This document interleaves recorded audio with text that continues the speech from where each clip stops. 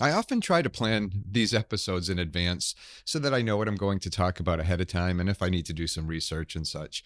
But every once in a while, no matter how much planning I do, there will be, something will come up that will throw everything I planned right out the window. And that happened recently when this topic came up.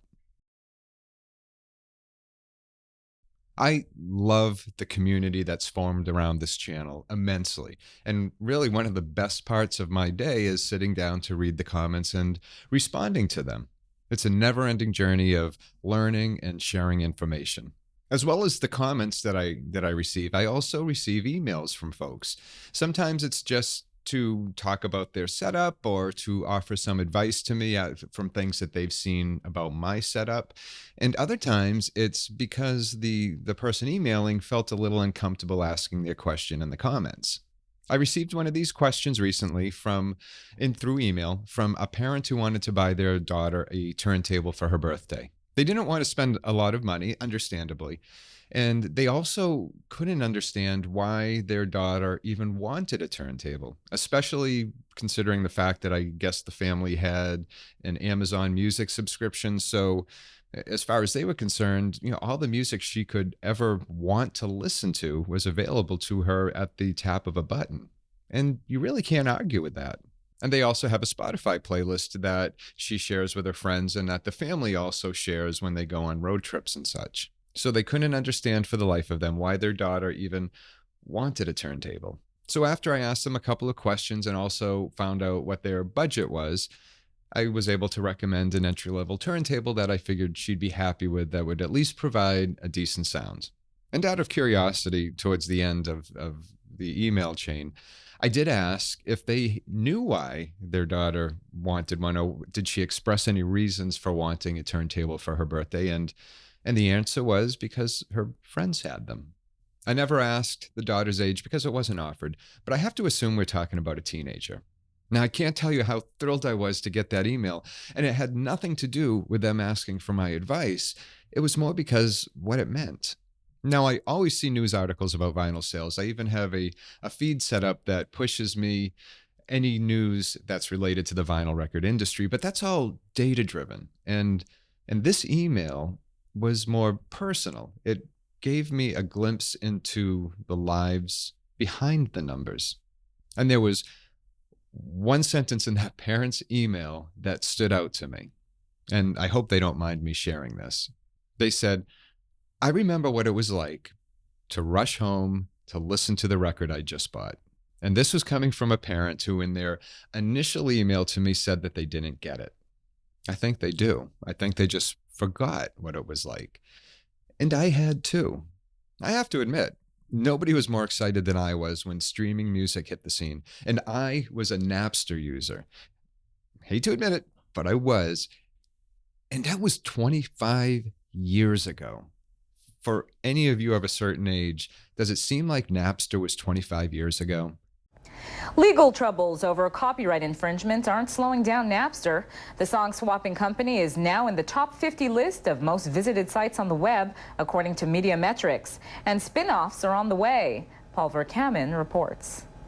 Now, I've worked in IT most of my life, and having everything I would want to listen to, almost the entire catalog of the world's music available to me whenever I wanted was like magic. And that's around the time I stopped buying CDs. I mean, really, what was the point? I could burn my own or just stream the music. And I did for years.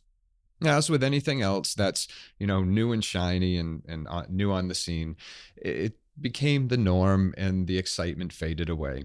And no longer was I, as in the past when I was younger, running to the record store and then rushing home to listen to my latest purchase.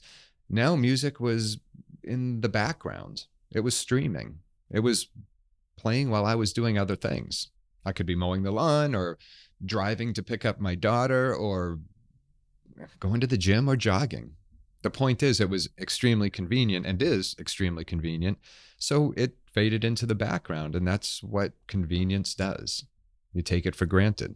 For example, when Ozzy's Flying High Again would pop up on the playlist, yeah, I would listen to it, but it kind of lost its sizzle to me. And that song has a lot of memories attached to it. That song means a lot to me, but it kind of lost that when it was attached to a playlist. It's different when I sit down in front of my turntable and listen to Diary of a Madman. Then the magic is back. I'm focused, I'm listening to it, and all of those memories from 1982, 1983, all of them come back. Because I remember the first time I heard Flying High again. And when I listen to the record, I'm transported right back to that moment, just like it was virtual reality. When it's part of a stream, that's all it is. It's just the gentle sound of a stream. And the Prince of Darkness had his teeth pulled. Now, don't get me wrong. I am not saying streaming music is bad. We have an Amazon subscription. We stream music when we're doing things around the house, when we're painting or decorating for the holidays. The thing is, music isn't the focus because we're doing those other things. And this here is a family who loves music. And I'm absolutely sure that there are folks watching right now who stream music and actually do sit down and listen to what they're streaming. They're focused. They're choosing and selecting the music they wish to listen to at any given moment. So, not saying streaming is bad. It's really all about the music. But in the case of that teenager who wanted a turntable for her birthday, even if it was just because her friends had one, it's also about the experience. And I can only imagine her excitement when she gets that turntable for her birthday. And I'm sure her parents also bought her a record to go with it. And she actually gets to, hit start and watch the stylus do its thing. She's going to enjoy that experience because it's new and exciting, just like streaming was for us at a certain time. Just to make that perfectly clear, music's not like a video. Your favorite movie you may watch 10 times in your life. Your favorite song you're going to listen to 1,000 times in your life.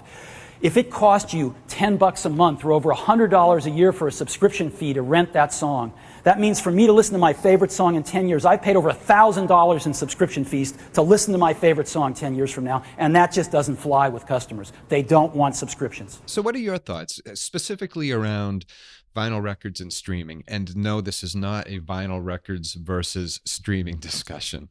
That's not what this is about. There's a time and a place for both. But if you do stream music from a service, when do you do it? And how do you choose to do so? If you want to listen to music, what goes into that decision to listen to a record or to just stream it? So I also have to assume that you're here because you have vinyl records, or I don't know why you'd be watching a Joy of Vinyl channel. At least not this far. I'd love to hear your thoughts. And as always, thank you for watching. And until next time, take care of yourself and enjoy your records.